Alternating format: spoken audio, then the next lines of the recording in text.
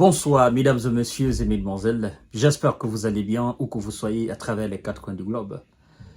Ce samedi 2 novembre 2024, je dois vous informer que le SBO a décidé de passer à une vitesse beaucoup plus supérieure qu'elle ne l'a fait depuis le début des hostilités dans le sud de Liban et le nord de l'Israël, mais aussi le centre de l'Israël. Et donc ce samedi, après avoir envoyé des salves au niveau de la base de renseignement de l'armée de M. Benia, qui a fait énormément de dégâts, il faut l'avouer, même si l'armée de M. Benia n'a pas communiqué là-dessus officiellement, comme je viens de le dire. Cette fois-ci aussi, c'est au niveau de la base de Volun. C'est une base industrielle. Vous savez, on ne peut pas mener une guerre sans industrie militaire.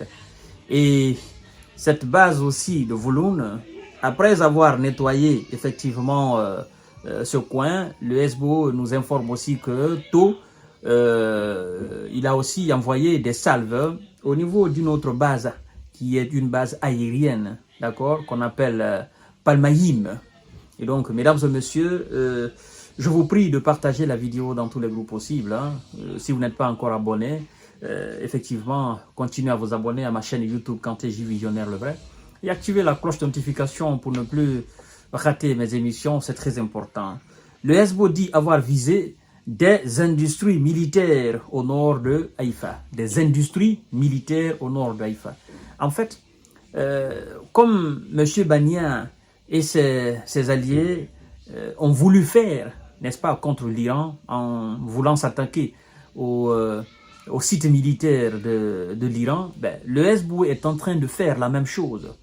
Pour dire que nous allons frapper, nous allons effectuer des raids aériens, c'est parce que vous avez des munitions, c'est parce que vous avez des missiles, hein? C'est parce que vous avez un complexe militaro-industriel qui fonctionne à plein régime. Et dorénavant, nous allons neutraliser ce complexe militaro-industriel où, n'est-ce pas, qu'il soit sur le territoire de l'Israël. Et après, nous allons voir comment vous allez effectuer dorénavant les frappes.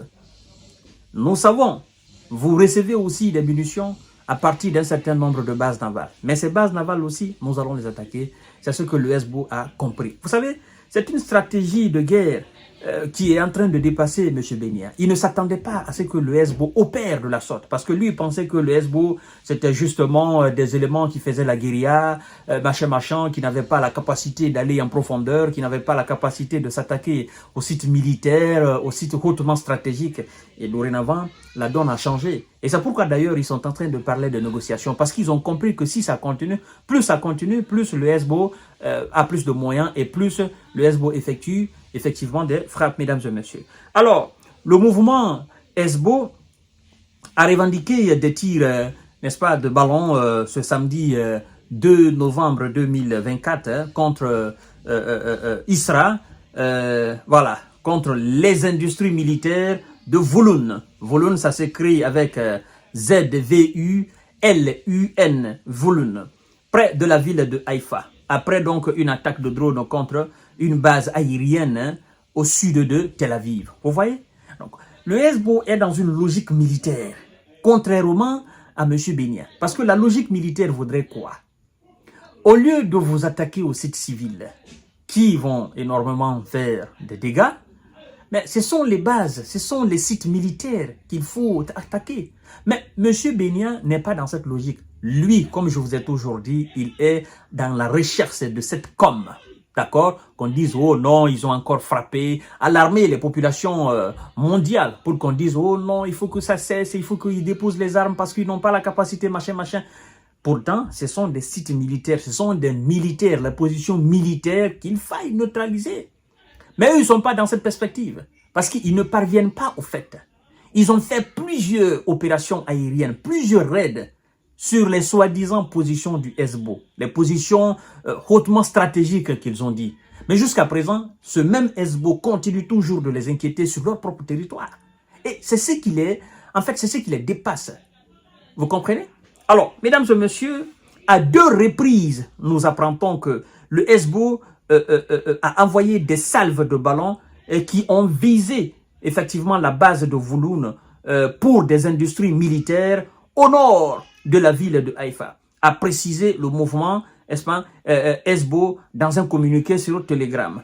Il nous informe aussi que plus tôt, samedi, ils ont revendiqué effectivement aussi des attaques de drones contre la base aérienne de Palmahim, abritant notamment un centre de recherche militaire au nord de Tel Aviv. Vous voyez? L'information que je viens de passer là, est-ce que vous avez entendu une fraction de seconde, une base ou bien un site civil? Est-ce que vous avez entendu? Non.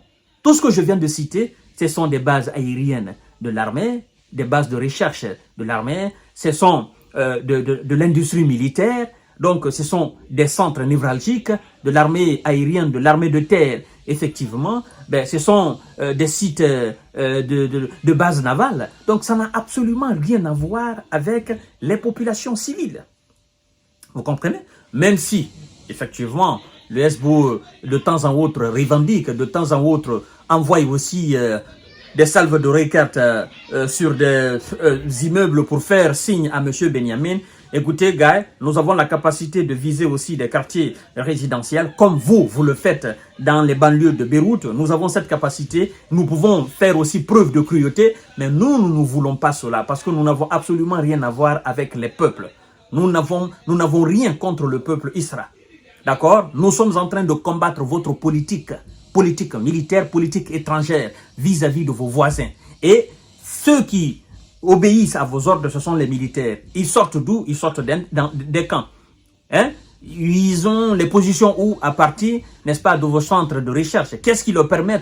C'est l'industrie, le complexe militaro-industriel israélien qui permet à votre armée de faire ces opérations-là. Et donc, nous nous attaquons à ce complexe-là. Nous nous attaquons à ces camps d'entraînement, nous nous attaquons à ces bases de recherche et à ces bases navales. Vous voyez? Donc, à la différence de M. Benyan, lui ne veut absolument rien savoir. Il envoie des roquettes, il envoie des bombes sur des immeubles, sur des quartiers, et, dans les centres même des hôpitaux, des écoles, voilà, voire même des mosquées, souvent des églises. Et voilà, lui, il ne cherche absolument pas à savoir. Il veut juste cette communication. Il veut toucher la sensibilité des gens pour qu'on dise il faut arrêter, il faut arrêter, il faut arrêter. Mais, mesdames et messieurs, nous sommes en guerre. Et je vous ai dit, chaque jour que vous voyez M. Benyan donner l'ordre à ses éléments de faire des frappes, c'est pour masquer des défaites qui sont effectivement enregistrées sur le terrain par son armée. Je vous reviens tout à l'heure pour notre série d'informations décortiquage. Partagez la vidéo dans tous les groupes possibles. Merci beaucoup.